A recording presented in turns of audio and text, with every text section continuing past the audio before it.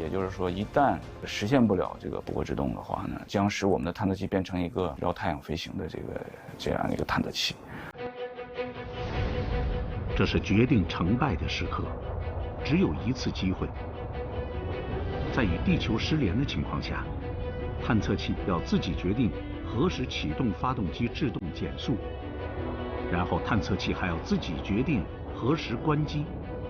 一旦出现问题，还要自己应对。天问1号3000牛主发动机点火后，仅需半秒就能达到推力峰值，也就是说，瞬间就有一个300公斤的力打在探测器的身上。而太阳能帆板和大天线这些伸展出去的部件，很可能因为受到这么大的力，遭受损伤。这类大部件在点火的那一瞬间，它会有个冲力，我要把我的太阳翼驱动到我一个垂直的状态，就是减少冲击的时候对它一些脆弱部位的一个冲击。那像地上天线呢，我们是会把它低到一个位置。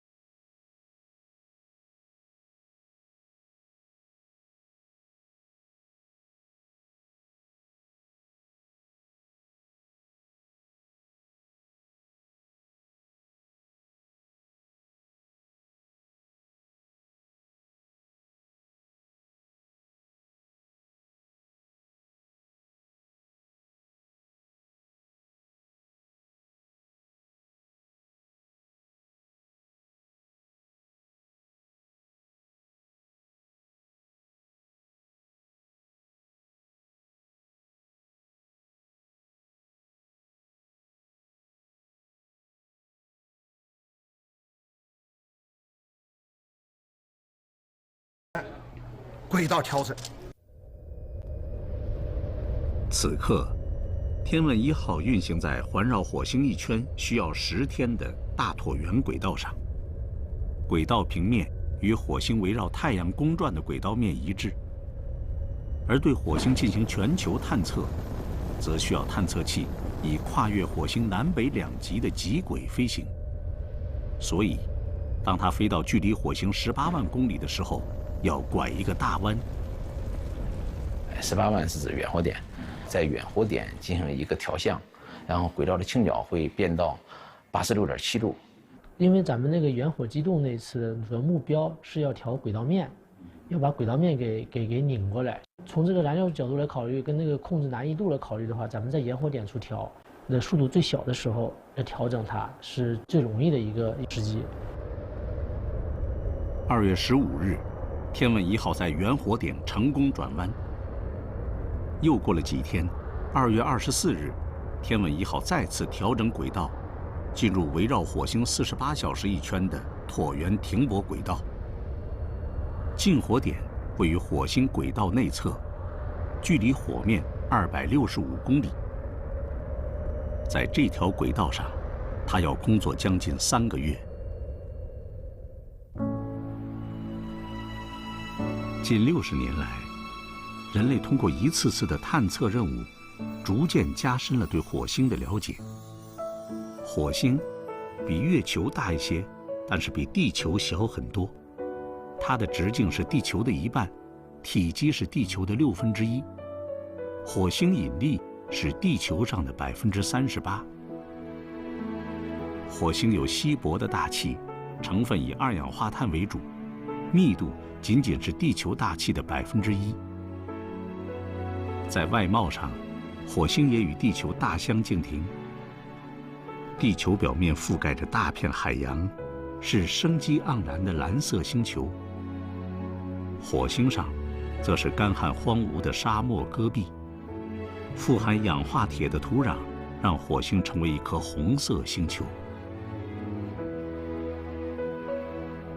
火星也有很多与地球相似之处。火星的自转轴也是倾斜的，赤道与公转轨道面的夹角与地球差不多，有25度。这使得火星上也有4季更替。火星的自转周期与地球相近，这里的一天仅比地球多37分钟。地球有月亮相伴，火星有火卫1、火卫2 2颗卫星绕其运行，只不过这2颗卫星体积都很小。火星和地球一样，有着多种多样的地形，而且各种地貌特征都比地球上的同类结构大上好几号。这是整个太阳系最高的山峰——奥林波斯山，形状如同一个巨大的盾牌。其底部直径达600公里，所占面积比中国湖南省还要大，高度超过27公里，是珠穆朗玛峰的3倍多。火星上有太阳系中最长的峡谷——水手大峡谷，长度超过4500公里，相当于从我国东北的佳木斯到新疆喀什。而峡谷往下深约8公里，它是从空中看火星最容易识别的地方。火星的南北半球有明显的自然分界，赤道上雄踞着塔尔西斯高原和水手谷，隔开了地貌截然不同的南北2个半球。北半球是广阔的平缓低地，它的面积是亚洲、欧洲和大洋洲面积的总和。南半球则是遍布撞击坑的高地。火星北极比南极低了大约6000米。火星是怎么形成的？这要从46亿年前太阳系形成初期说起。科学家推测，太阳形成后的1亿年中，形成太阳的剩余物质以星云样态形成一个围绕太阳的巨大圆盘。圆盘中的物质颗粒逐渐汇聚吸积，形成了行星。行星体积越大，所富含的能量就越高。行星的内部越往核心处，压力越大，温度越高。物质在这里是炙热的流体，并且随着它们的流动，产生了包裹在行星周围的磁场。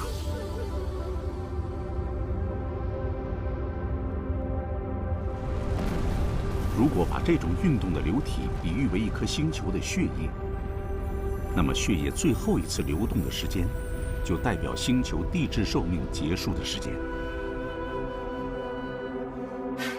地球至今依然有火山活动，而火星则在2亿年前停止了火山活动，成为一颗濒临死亡的星球。主要的原因呢，它慢慢是冷却了。火星比地球这个体积要小很多，就像一个烤红薯的话，这前期这芯儿很热的，这个大一点的红薯可能里边凉的就慢一些啊，这个小的就凉的快一些。当星球内部的岩浆流体冷却凝固后，星球周围全球性的磁场随即消失。磁场相当于为星球戴上一层无形的保护罩，它可以抵御太阳风的带电粒子。当太阳风以每秒800公里的速度袭来，它会被磁场控制，并顺着磁力线移动并偏离方向，或者随着磁力线砸向星球的两极，形成美丽的极光。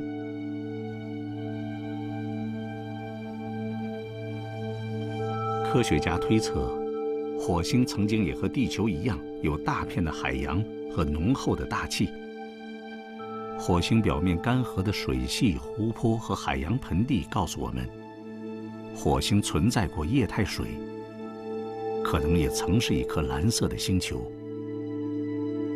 然而，当岩浆热运动停止，火星失去了磁场的保护，肆虐的太阳风会吹散大气层。失去大气层后，火星表面被阳光直接烘烤，很快，海洋也蒸发散逸。火星死去之后，一切就变成了现在的样子。至今，人类已组织实施了47次火星探测任务，但成功率刚过一半。付出如此高昂的代价去探访这样一颗星球，这是为什么呢？那为什么人类执着的要去探测火星呢？因为火星就是地球的姐妹，用地球的理论推测研究火星，我们更多的了解了另外一个行星，这你必然要走这一步的。通过火星的演化来对我们地球的这个未来的演化或者走向起到一个启发式的这个作用啊，这个我觉得是研究火星很重要的，也可以更好的去理解地球它未来可能会是什么样子。火星会不会是地球的未来？地球会不会变成火星现在的样子？从太空视角俯瞰地球，人类本身就是一个命运共同体。半个多世纪以来，科学家们一次次将探测器送往火星，通过对火星不断深入的探索，努力寻求答案。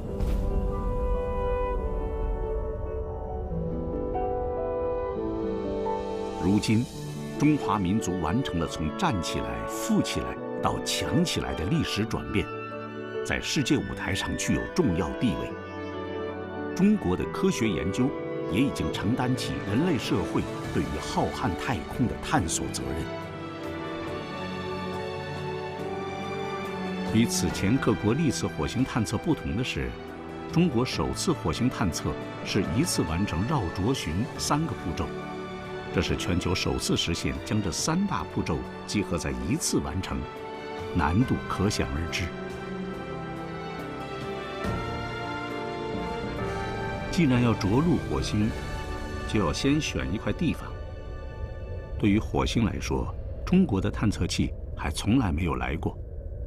选择着陆点实际上它受限于2个约束，一个是科学目标的一个约束，第二个呢就是工程的约束。你比如说，着陆区的光照、通信条件，还有一个着陆的高程、着陆面的坡度，你是不是平坦？天问1号抵达火星的时候，火星北半球正好处于春夏之交，太阳逐渐直射在火星北回归线附近。火星车需要依靠太阳能发电，太阳照射角度越高，发电条件越好。其实，科学探索的目标一定要建立在技术可以实现的基础上，首先要保证降落的安全性。所以，着陆点附近地势平坦是一个很重要的前提。就是我们看火星的北半球，基本上是很平坦，除了有一个火山的高原，别的地方都是比较平坦的。平坦的东西，那就是它过去会不会是一个沉积的一个盆地？如果是沉积的盆地的话，那就很可能是有水呀。这么大的水体，那可能就是海洋了。说这是一个遐想，而且正在不断的在找证据来证明，可能北半球就是一个沉积的一个海洋。从科学探测的角度，我们希望这个地方从科学信息获取方面更为丰富。我们最后呢，选择的这个地方叫做乌托邦平原，它在南部。乌托邦平原是火星上最大的平原，直径3200公里，面积约800万平方公里。19世纪，意大利天文学家斯基帕雷利为其命名。2016年，美国国家航空航天局曾报告称，在乌托邦平原发现了大量地下水冰。因为中国是没有真正实现火星探测的，就在此之前。我们现在的技术路径就是行人环绕之后，我们会对我们要落的地方进行先期探测，能自己获得一手的数据。我们知道我们要落的这个区域大概是什么样子，有什么地形地貌啊，或者是说有无风沙呀，对我落这件事儿是否有很大的影响。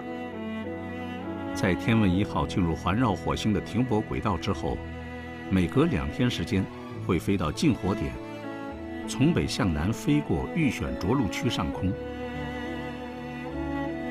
环绕器上的相机要对这里拍照。自从人类首次探测火星开始，拍照就是一项常规工作。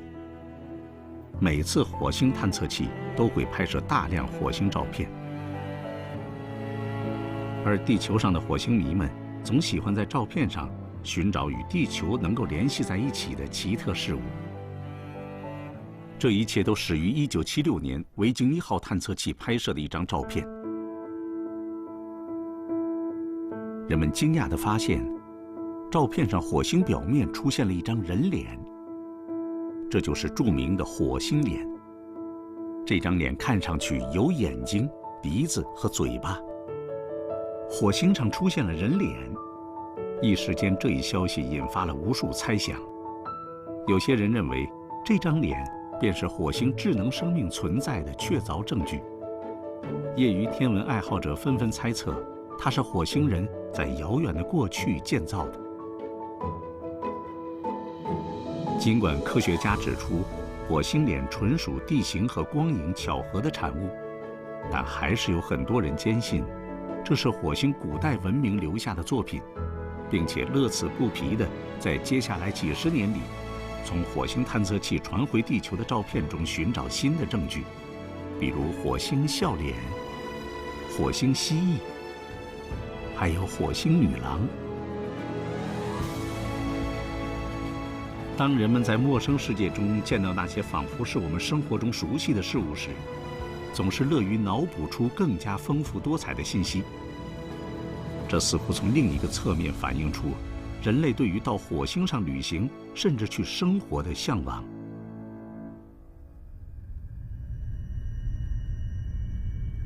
天问1号环绕器上携带的相机要先进得多，它同时携带2个不同分辨率的相机配合工作。在拍摄距离相同的情况下，分辨率低的相机可以一次拍摄很大一片区域，而分辨率高的相机只能拍摄很小一片区域。分辨率和覆盖率是探测器拍照永恒的矛盾。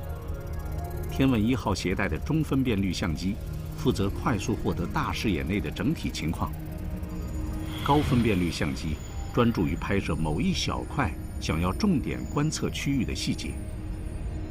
高分相机对预选着陆点附近的火星表面扫描拍照，在265公里的高度，照片分辨率达到0.5米，成像能力居于世界先进水平。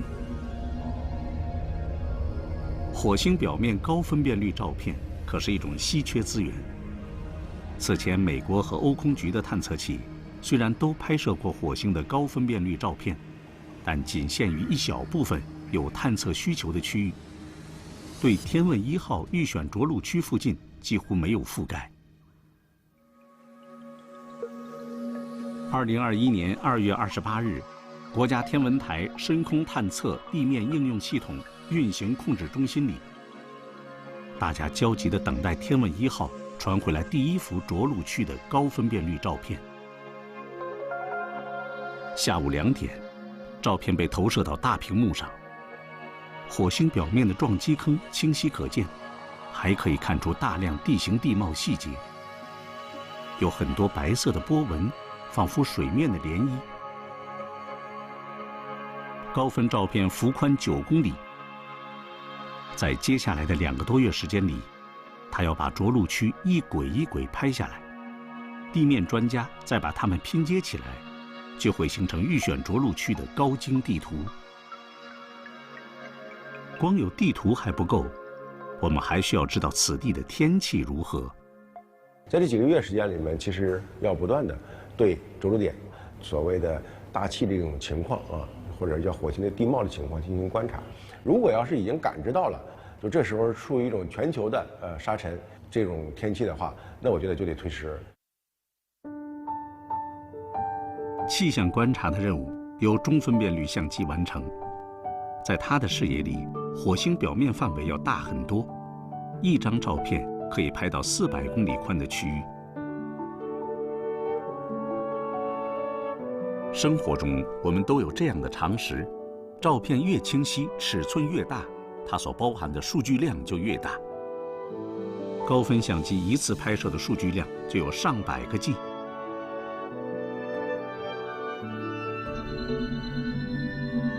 环绕器将数据压缩，打成一个个数据包，通过大天线发往地球。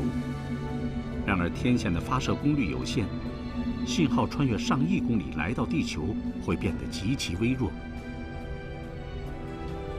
我在回忆币，爸爸，你能听见我说话吗？你很大点声。当你担心别人听不清你讲话的时候，会不自觉地放慢语速，慢慢说。火星探测器也是一样，为了能够让地面有效地接收数据，传输的码速率很低。当然，如果地面有接收能力超强的大天线，就另当别论了。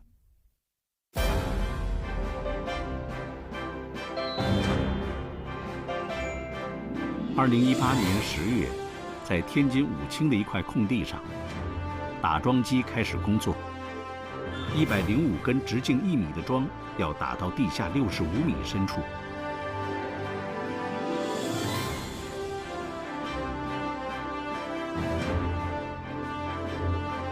中科院国家天文台在这里新建一副大口径天线。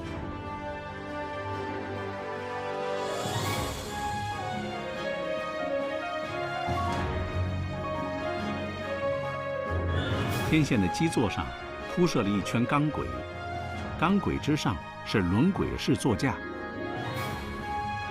天线的水平旋转就依靠它来实现。在座架上是一口直径70米的大锅。天线高72米，重约2700吨。主反射面由1328块高精度的面板组成。面积相当于9个篮球场大小。这个70米天线是目前亚洲来讲最大的一个天线，天线的性能非常好，原来超出我们原来的设计和指标，然后再加上我们的密云的2个，一个40米，一个50米，还有昆明的40米，这合成就达到103米的。就用我们现有的这天线进行信号的主阵，然后来提高我们的接收能力。最远达到2.8亿公里的时候，我们还能实现4兆的这个速传码速率。2021年的春天里，中国北方出现了3次沙尘暴。虽然火星的大气十分稀薄，但是火星上的沙尘暴却比地球上的还要凶猛。突然爆发。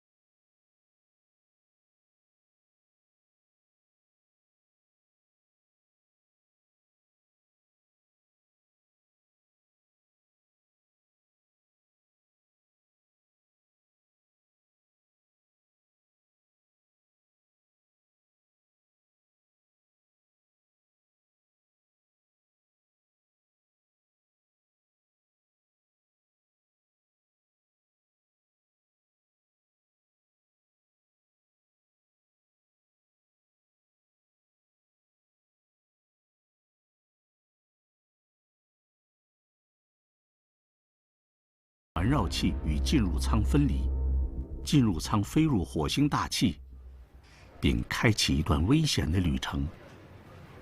根据遥测判断，着陆巡视器进入准备模式。那将是令人窒息的9分钟。